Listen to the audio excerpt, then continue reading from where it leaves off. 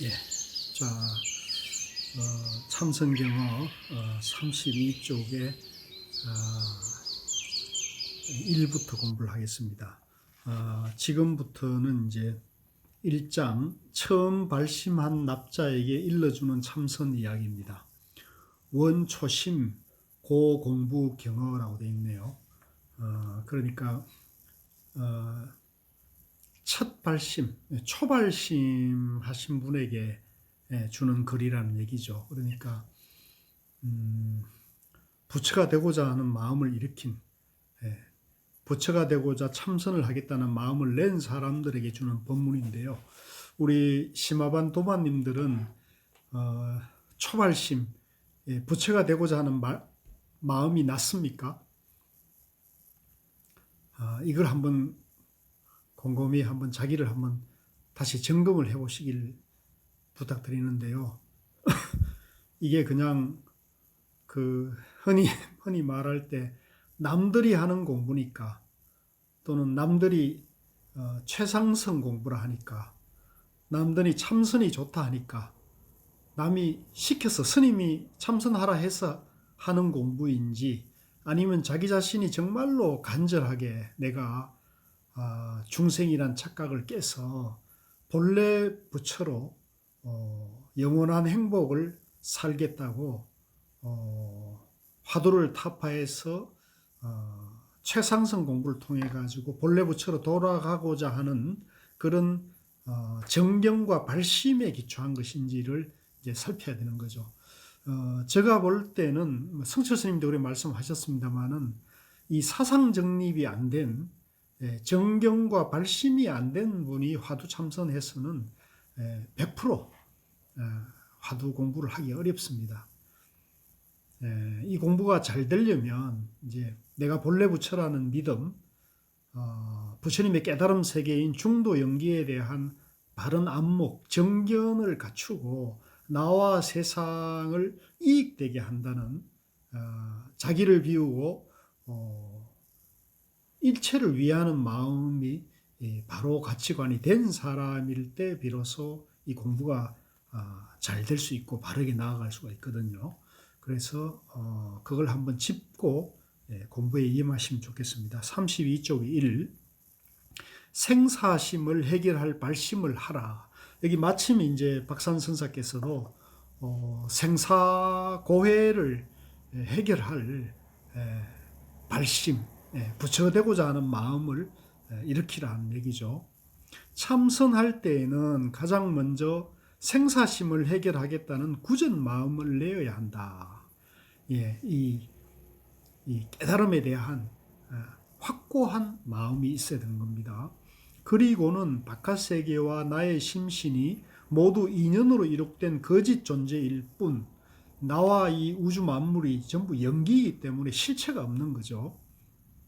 그것을 주재하는 실체는 없다는 사실을 똑똑히 보아야 한다. 이제 이게 정견입니다. 정견. 나와 이 우주 만물이 연기이기 때문에 있는 것도 아니고 없는 것도 아닌 중도 연기죠. 그렇기 때문에 실체가 없어요. 실체가 없기 때문에 나라고 할 것이 없다는 것을 깨치는 겁니다. 만약 누구에게나 본래 갖추어져 있는 큰 이치를 깨치지 못하면 생사에 집착하는 마음을 깨뜨릴 수가 없다.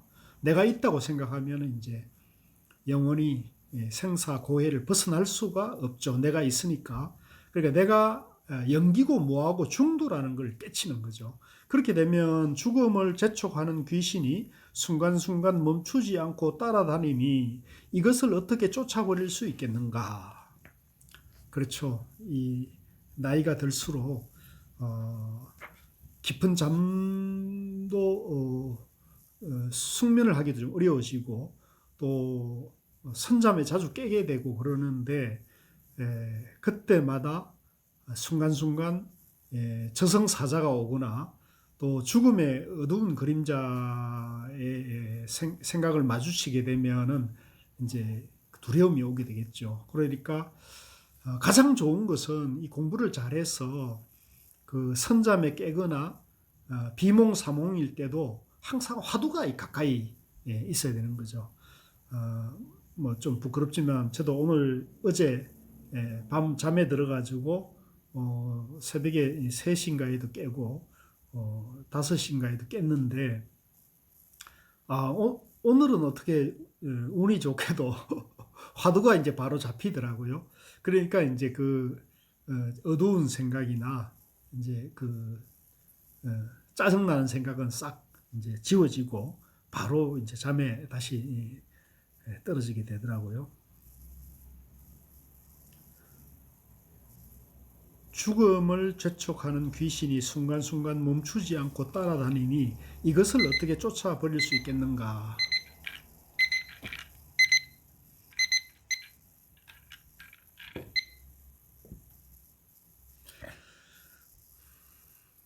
오직 이 한 생각만을 수단 방편으로 삼아 마치 활활 타오르는 불길 속에서 살아날 길을 찾듯 해야 한다.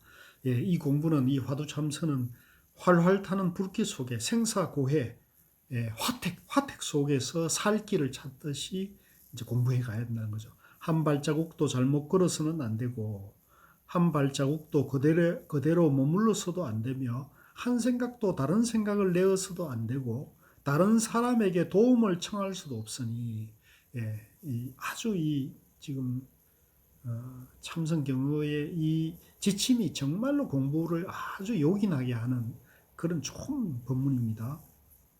다른 사람에게도 이건 도움을 받을 수가 없어요. 이러한 상황에서 어떻게 해야 되겠는가? 타오르는 불도 돌아보지 말고 목숨도 돌아보지 말아야 한다. 불도 생각하지 말고 자기 목숨도 생각하지 말고 또한 남이 도와주기를 바라거나 다른 생각을 하지도 말고 잠시 머물러 있을 생각을 버려야 한다. 그리고는 곧장 앞으로 달아나 우선 불길 밖으로 뛰어나오는 길만이 묘수이다. 생사고해나 또 화택, 우리 이 생로병사의 이 몸뚱어리가 그대로 불난집과 같다는 그런 정견을 세워가지고 곧장 이걸 벗어난 길로 가야지 중간에 어디에 머물거나 거리장을 보거나 누구에게 도움을 청하거나 어디 다른 곳을 기웃거린다고 해서 전혀 이건 해결할 수가 없죠. 그러니까 오직 자기 마음에서 자기 스스로 자기가 해결하겠다는 마음으로 곧장 길러 가야 된다는 거죠. 그 첫 본문이 너무나 좋습니다.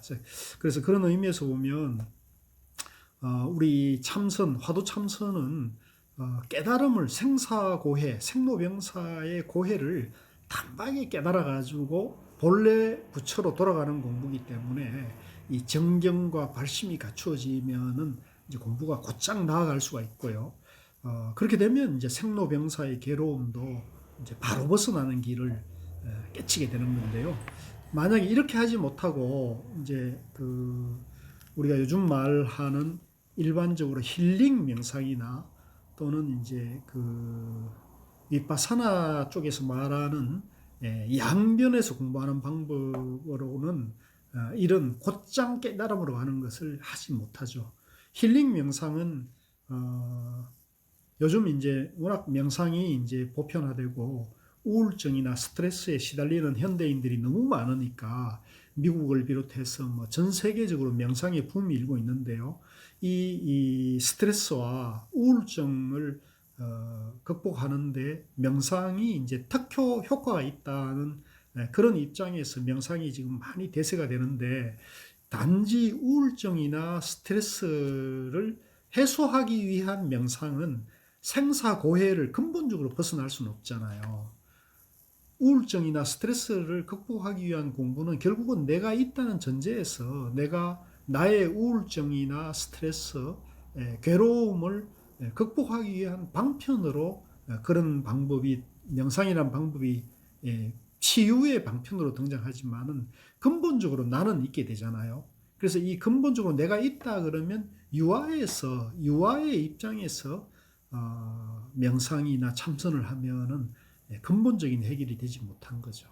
그래서 그런 공부도 한계가 있고요. 또 위파사나에서 말하는 내가 중생이라는 입장에서 점점 닦아서 아라한과 수다원, 사다함, 아나한, 아라한과를 성취하는 이런 단계적인 공부도 내가 있고 내가 중생이라는 입장에서 점점점 닦아서 생로병사를 해탈한다는 것도 양변에서 공부를 하기 때문에요.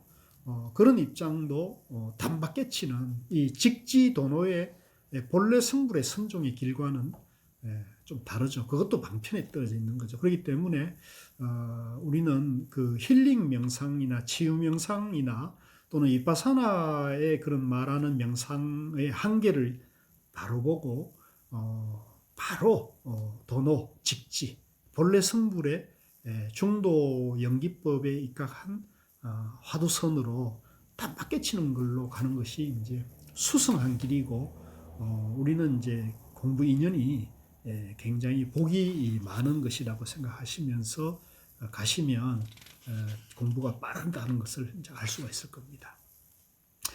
34쪽이 이 의정을 일으켜라.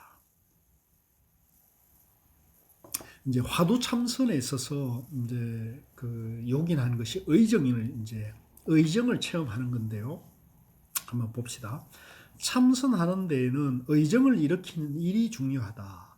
무엇을 의정이라 하는가? 예컨대 우리가 어디로부터 태어나는지를 모르니 그 온 곳을 의심하지 않을 수 없고, 또한 죽어서 어디로 가는지 모르니 가는 곳을 의심하지 않을 수 없는 경우와 같은 것이다. 그렇죠. 우리가 이제 어디서 왔고 어디로 갈 건지는 사실 알 수가 없는 거잖아요. 물론 이제 내라는 존재가 영기고 뭐하기 때문에 어디에서 오고 감이 없다는 정도 알게 되면 뭐 이런 것은 이제 걸림이 없죠. 생사 문제라는 것은 관문을 뚫지 못했을 때 문득 의정이 생긴다. 그렇죠. 이 의심이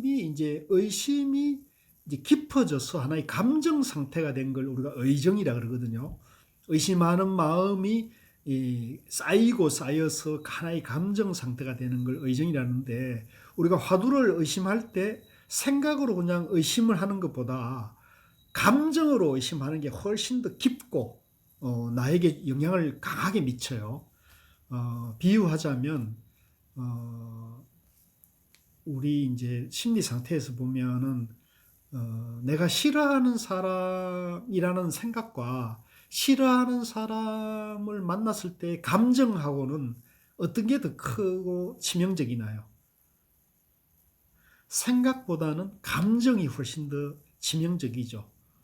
그게 이제 그와 같이 의심보다도 의정이 더 우리를 공부를 깊이 이제 들어가게 하거든요. 예컨대 우리가 어디로부터 했고요. 생사 문제라는 관문을 뚫지 못했을 때 문득 의정이 생긴다. 그것이 맺혀서 눈꺼풀 위에 머무르고 있어 내치려 해도 떨어져 나가지 않고 두고 달아나려 해도 갈 수가 없다. 그러다가 호련히 하루아침에 의정의 뭉치를 때려 깨고 나면 이 생사라는 두 글자가 어느 집 구석에 쓸모없는 살림살이란 말인가. 이제 생사라는 관문을 이제 깨버리면 이거는 이제 불생불멸의 도리를 알게 되니까요. 옛날 어느 큰 스님께서는 이렇게 말씀하셨다. 크게 의심하면 크게 깨닫고 작게 의심하면 작게 깨달으며 의심하지 않으면 아예 깨닫지 못한다. 아주 이건 뭐 화두 참선에서는 항상 그 금과 옥조죠. 크게 의심하면 크게 깨치고 작게 의심하면 작게 깨치고 아예 의심이 없으면 깨칠 수가 없는 거죠. 화두는 이제 그런 겁니다. 화두는 크게 의심을 해야 한다. 35쪽에 3. 일념으로 정진하라. 참선할 때에는 죽음이라는 하나의 문제를 늘 염두에 두면서 자기 몸과 마음을 죽은 것과 진배 없게 하고서 이 문제를 밝혀내고야 말겠다는 그 한 생각만 남겨두어야 한다. 이 생사 문제를 내가 해결해야 한다. 사실은 생사 문제를 해결하지 않으면 영원한 행복을 누릴 수가 없으니까요. 생사 문제를 해결하겠다는 그런 간절한 마음의 방향이 잡혀야 되는 거죠. 그 한 생각이 눈앞에 현존하면 이때 한 생각은 하늘을 찌를 듯한 긴 칼과 같아서 그 날에 닿는 것은 어느 것도 남아나지 않는다. 그러나 막힌 것을 걸러내고 둔한 것을 가는 짓을 한다면 칼은 사라진 지 오랜 뒤가 될 것이다. 예. 항상 이제 생사 문제를 해결해야 한다는 그러한 발심이 근본이 돼 있어야만이 이 공부가 어디 가도 머물거나 빠지지 않고 항상 밀고 나가는 힘이 있다는 겁니다. 자, 36쪽의 4. 고요한 경계를 조심하라. 뭐 이 고요한 경계는 우리가 이제 인문 공부할 때 적적 공부라 그랬죠. 적적은 이제 외도 삼매라 그랬습니다.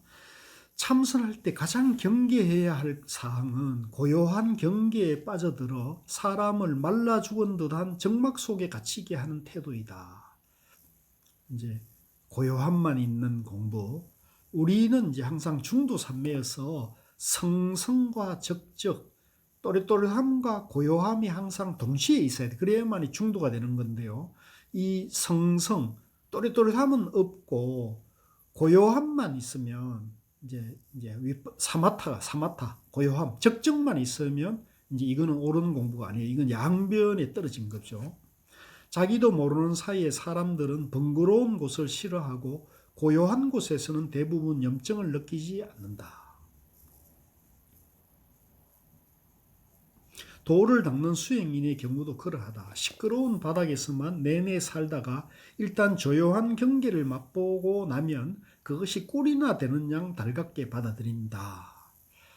예, 우리가 이제 그 일상생활, 가정생활이나 직장이나 뭐 백화점이나 시장이나 거리 또 지하철이나 버스 시끄러운 이런 데 살다가 이제 저 높은 산이나 깊은 산중이나 고요한 절에 가서 명상 공간에 가서 있으면 고요하니까 좋다 이런 생각을 누구든지 가지게 되거든요.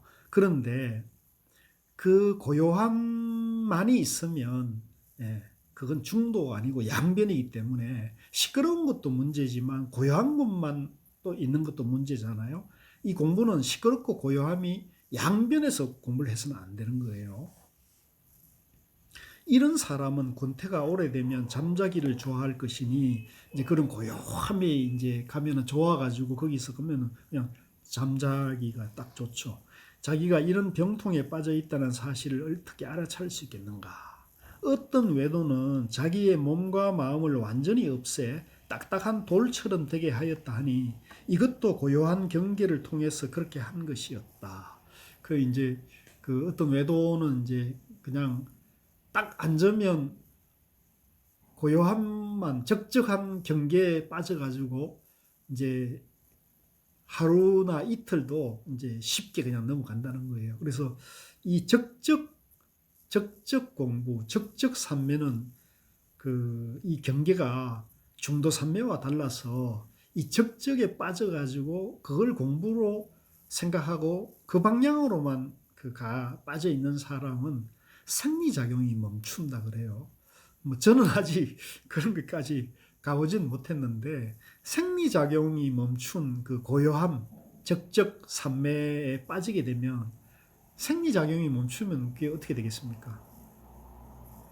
그래서 인도의 요기, 인도에서 이제 이런 외도 공부하는 사람들이나 또 아는 이제 도사들, 산중에서 도인 되겠다고 도수를 공부하는 그런 도교 공부하는 사람들은 이제 이런 생리작용도 멈추고 고요함에 빠져가지고 몇 날 며칠 그 경계에서 이제 밤낮 없이 음식도 안 먹고 그렇게 며칠을 이렇게 지낸다고 그러잖아요.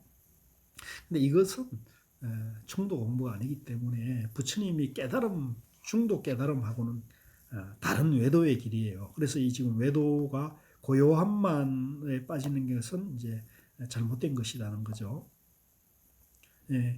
그리야 날이 갈수록 마를 대로 마르고 적막할 대로 적막해져서 아예 인식작용이 없는 상태까지 가버렸으니 목석과 무엇이 다르겠는가. 그러니까 이제 그런 고요하고 적적한 것만이 공부라 생각하면은 이제 그게 목석, 나무와 돌멩이와 뭐가 다르겠습니까? 그래서 제가 누차 말씀드리지만 그 MBN의 수요일 저녁에 나는 자연인이라는 프로그램에 보면 그 자연인으로 나오는 사람들이 한 사람도 예외 없이 산중에서 혼자 살고 있거든요. 산중에서 혼자 그렇게 동떨어져서 살면 그게 무슨 자연인이라는 의미가 있을까요? 사람이라는 건 기본적으로 가족이 됐든 도반이 됐든 친구가 됐든 간에 더불어 사는 게 사람이잖아요.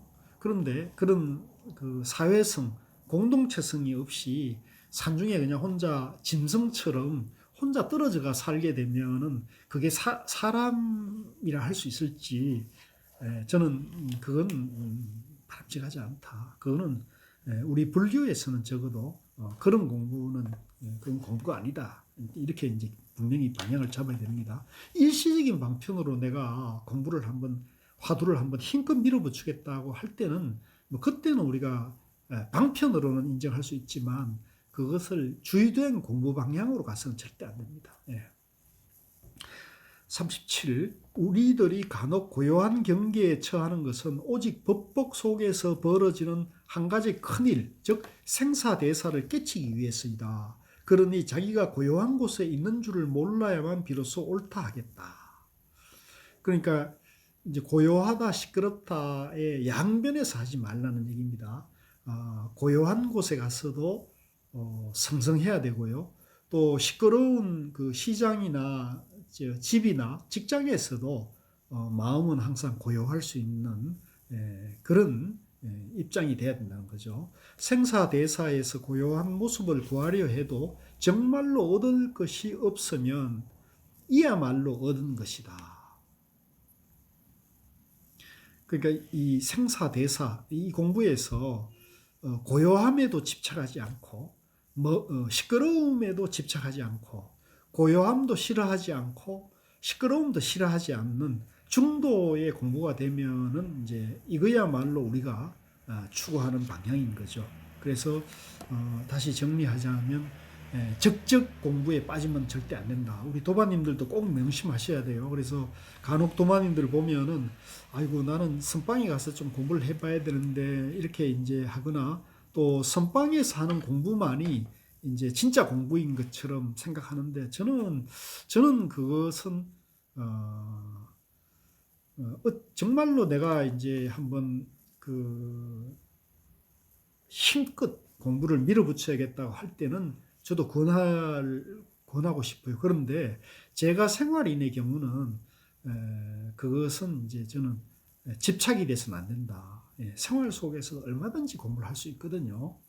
그래서 반드시 우리는 생활과 수행이 중도로 양변이 돼서는 안 됩니다. 생활이고 수행이고 수행이고 생활이 돼야 된다. 그래서 수행이 잘 되고 공부가 잘 된 힘을 생활의 지혜로 나타나야 되거든요. 그래서 우리 공부를 이 생활 참선 공부하는 분들은 항상 생활도 잘 하시면서 수행도 잘하고 수행도 잘 하시면서 생활도 잘 돼야 된다는 것을 제가 항상 강조해 드리고 싶고요. 간혹 보면은 그 가정 생활도 등한시하고 직장도 소홀히 하면서 불법 공부 또는 참선, 명상하는 것이 내가 진짜 공부하는 거다. 이런 분들이 있거든요. 뭐 우리나라에서 모모하는 그런 봉사 잘하는 단체에 계신 분들도 그런 분들이 보이고 또 우리 참선하는 분들도 그런 분들이 보이는데 저는 이제 그건 잘못된 것이다. 봉사할 때도 그 봉사한 힘이 가정에서나 직장에서 또 얼마든지 할 수 있잖아요.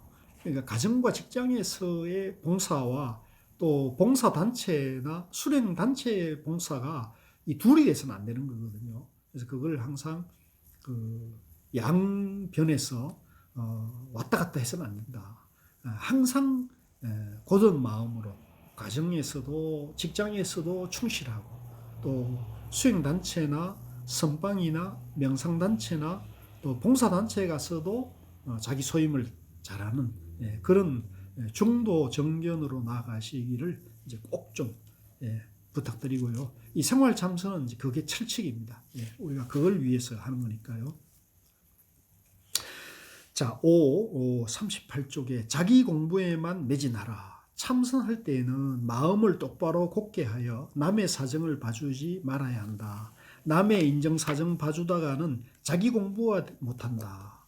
공부가 되지 않을 뿐만 아니라 나아가서 세월이 오래가면 반드시 속세에 물든 중이 될 것은 의심할 여지도 없다. 이 부분은 공부할 때 자꾸 인정에 끌리지 말라는 말씀이 인정. 인정. 공부할 때는 자기 공부, 화두할 때는 자기 화두에 집중을 해야지 남이 공부가 잘 되니 못 되니 남이 생활이 잘 되니 못 되니 이런 데에 자꾸 연연하게 되면은 그 공부가 나아갈 수가 없어요. 그래서 자기 화두, 자기 공부가 일단은 기본이 돼야 한다. 그래서 남이 뭐 공부가 잘하니 못하니 이 선지식이 어떻고 저 선지식이 어떻고 이거는 그거는 올바른 공부의 안목이 아닙니다. 자, 그 다음에 39쪽에 6 의단을 깨라가 있는데요. 요거는 조금 지금 초심 과정에서 하기에는 좀 그러니까 한번 읽어보시고요.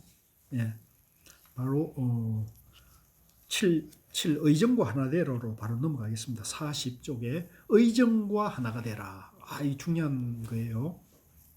참선하는 납자는 죽어서 살아나지 못할까 두려워하지 말고 오직 살아만 있고 죽지 못할까 두려워해야 한다.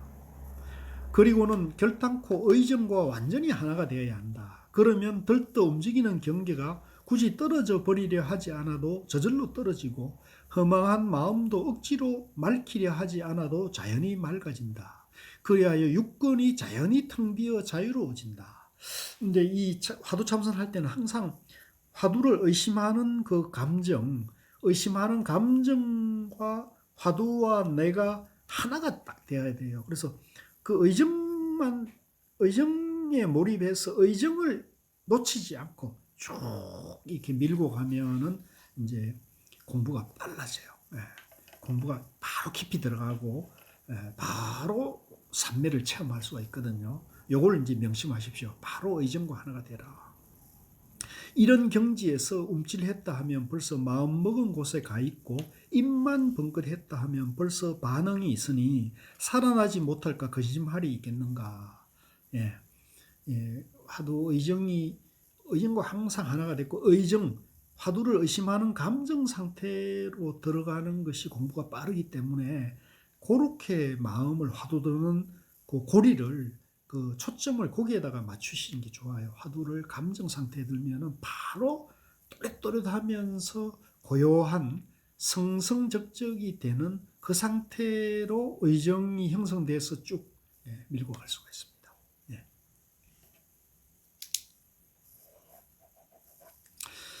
그 다음에 8. 세 가지 폐단을 조심해라.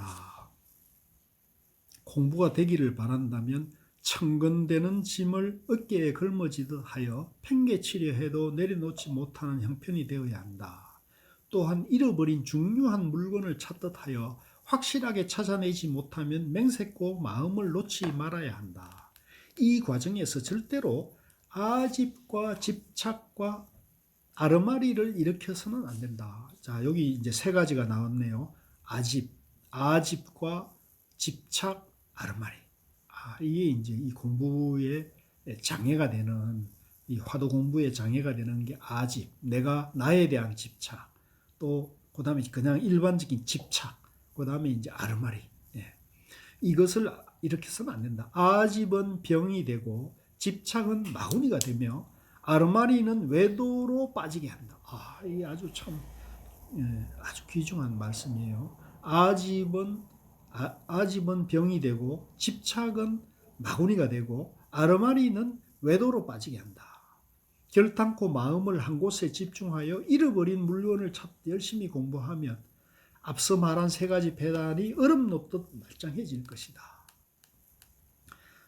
지금 이제 박삼 선사는 마음을 한 곳에 집중해서 잃어버린 물건을 찾듯 화두를 이제 집중하면은 세 가지 패단이 이제 일시에 해소할 수 있다 그랬는데 저는 이제 오히려 정견, 정견이 있으면은 이 아집과 이 집착과 아르마리가 이제 붙을 여지가 없죠. 정견, 나라고 할 실체가 없다. 내가 본래 완전하다.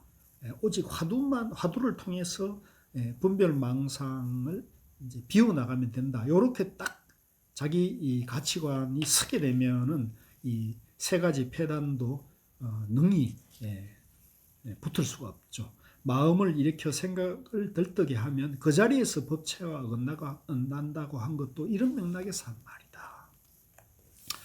42쪽이에요. 9. 또렷하게 깨어있는 채로 참고하라.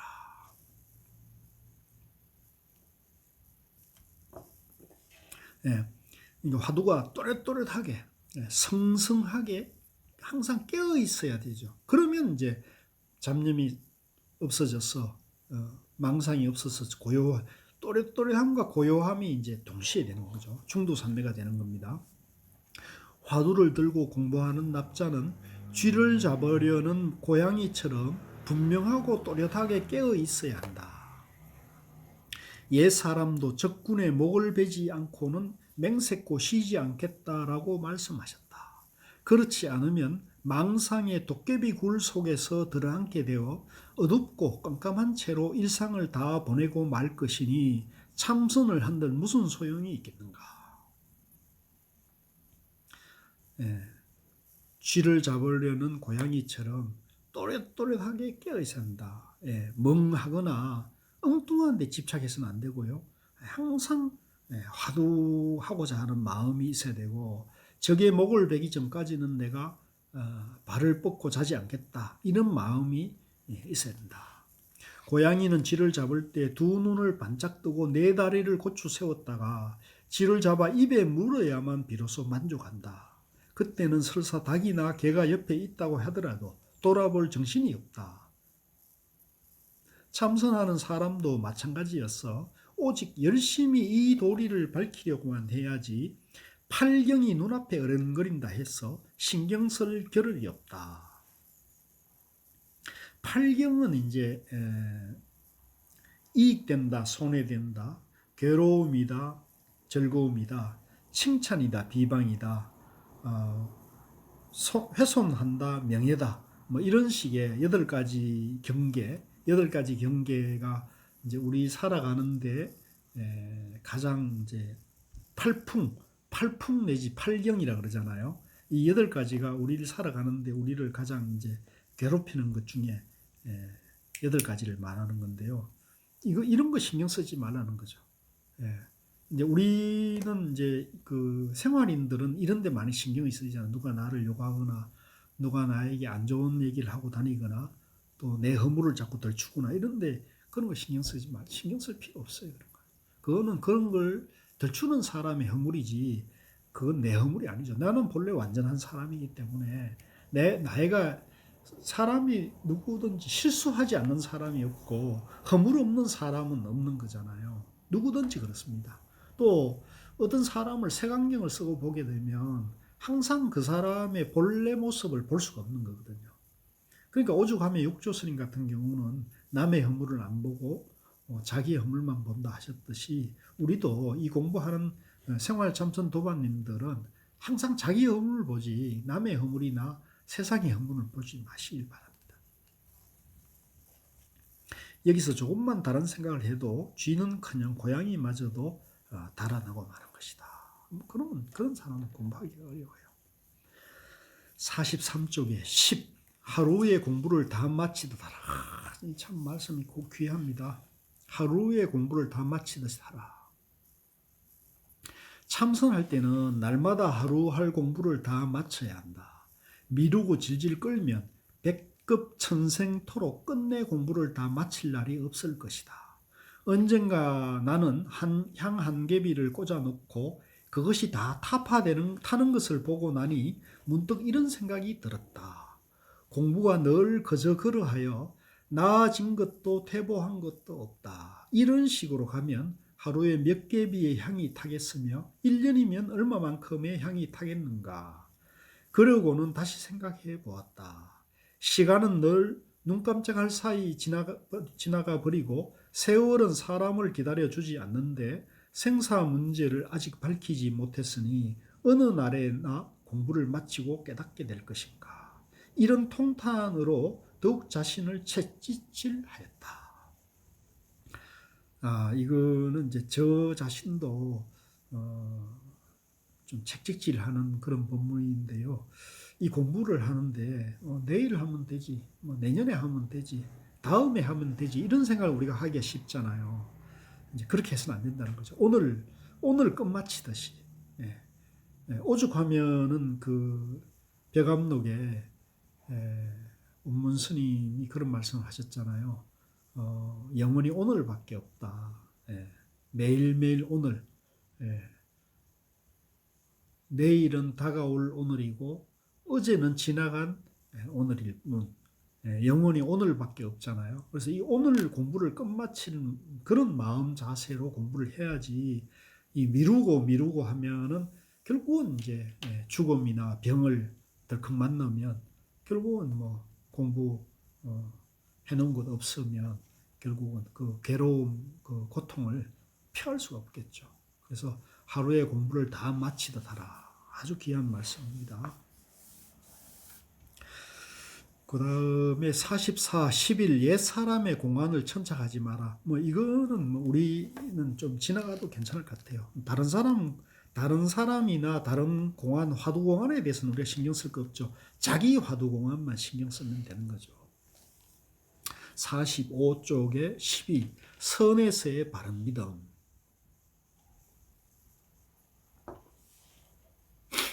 이 공부는 교학과는 다르다.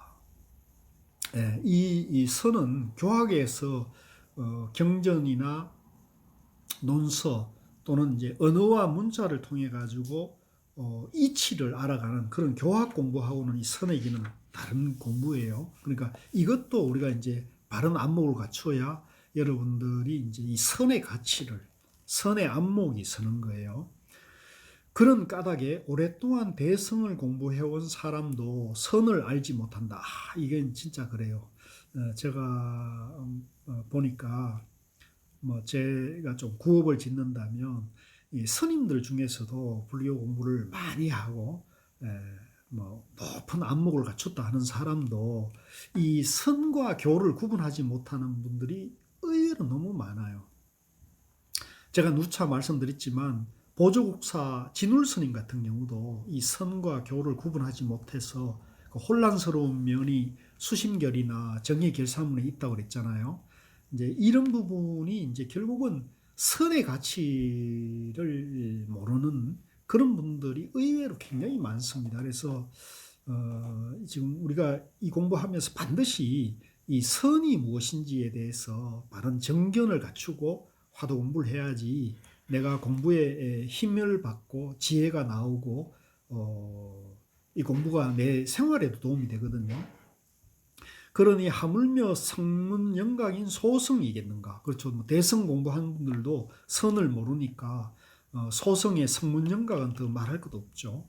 삼현 십성이 어찌 교회에 통달하지 못했을까마는, 그렇죠. 삼현 십성은 다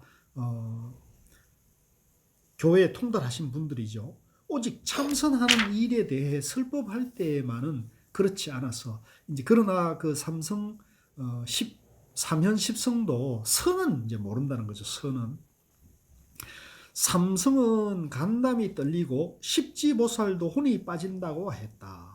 이제 이런 분들 아무리 교회에 높은 안목을 갖춘 분들도 선은 이제 모른다. 왜 모르느냐? 또한 등각보살도 마찬가지다. 등각보살은 비오듯 자제한 설법으로 이제 등각은 이제 묘각 바로 아래 즉 그 화엄종에서 52 계위가 있는데 52 계위가 이제 묘각이라 해서 부처님 지위를 말하는데 부처님 지위 바로 밑에 있는 51 등각보살도 비오듯 자제한 설법으로 무량한 중생을 구제하시며 무생법인을 얻으신 분이다.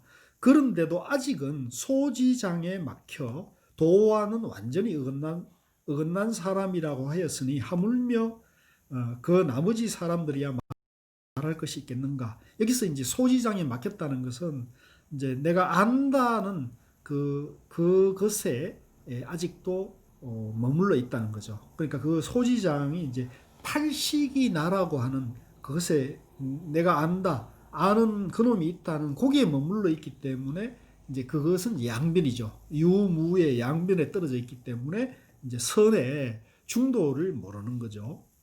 그런데 선종에서는 범부에서부터 완전히 부처와 똑같다 한다. 선종은 이제 본래 부처, 본래 성불, 본래 완전한 중도 연기법을 말하니까 진여 연기법을 말하잖아요.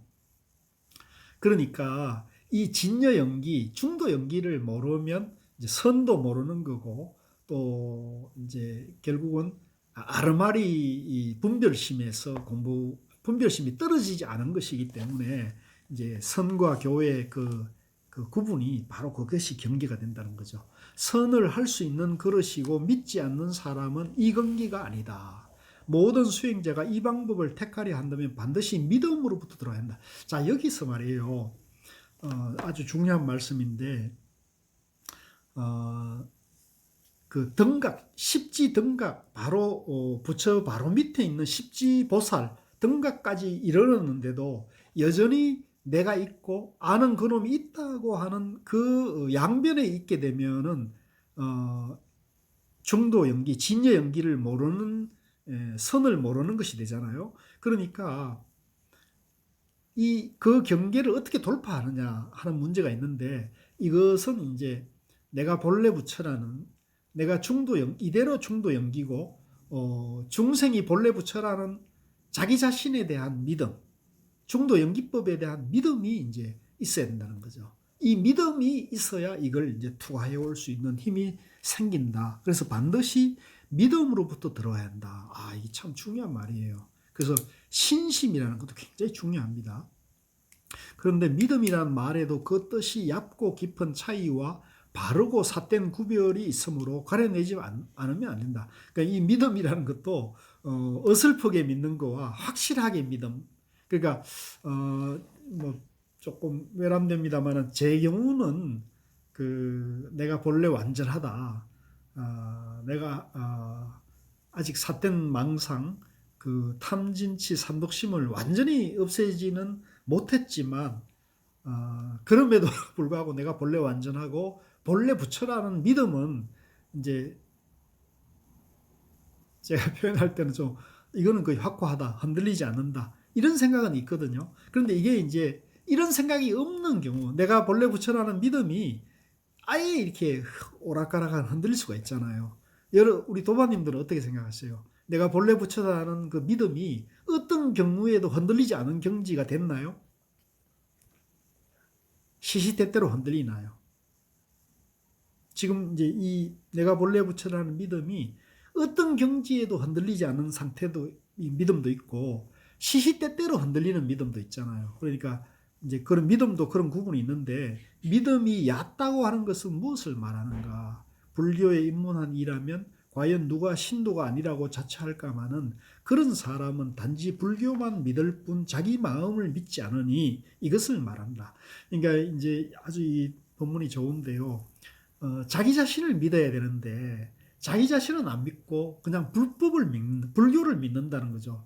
우리 뭐 할아버지 할머니 부모가 절에 열심히 다녔고 나도 절에 다니니까 나도 불교를 믿는다 이런 수준과 내가 본래 완전하고 내가 본래 부처라는 부처님 법을 중도법을 이해하고 믿는 거하고는 이제 차원이 다르잖아요.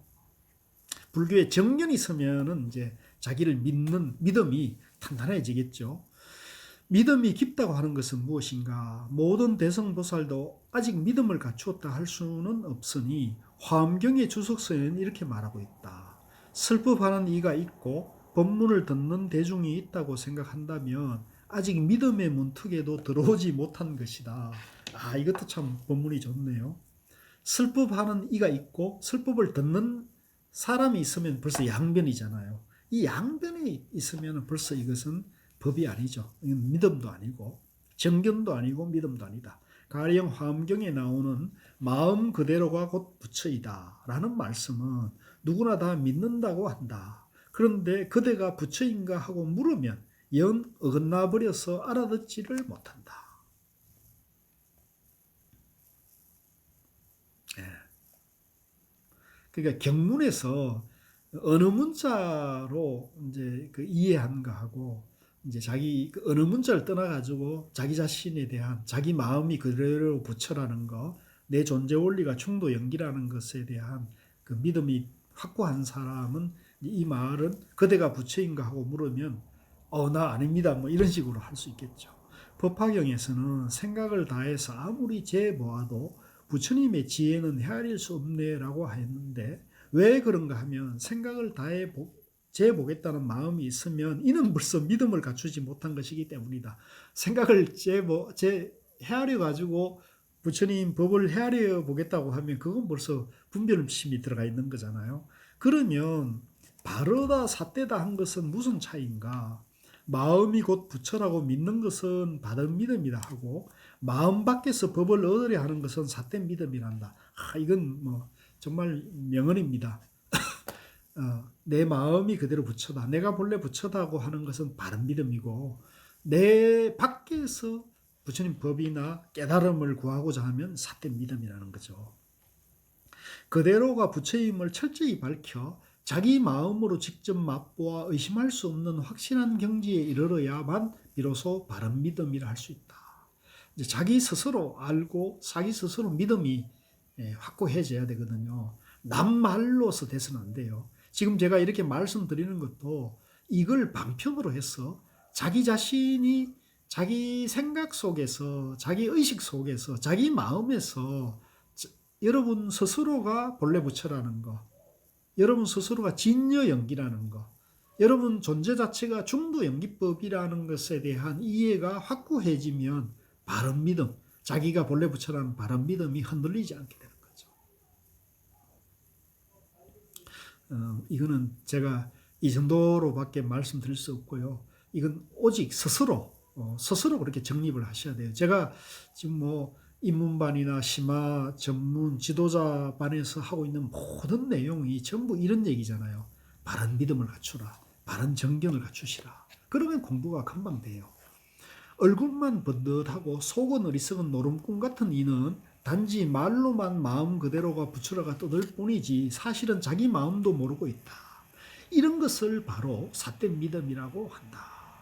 이 바른 믿음과 삿된 믿음, 우리 도반님들께서는 무엇이 삿된 믿음이고 무엇이 바른 믿음인지 이것만 바로 갖춰도 저는 좋겠습니다. 그게 이제 정견, 중도에 대한 정견, 중도법에 대한 믿음, 자기 자신에 대한 믿음, 자기가 본래 부처라는 믿음이 이제 확고한 것을 말하죠.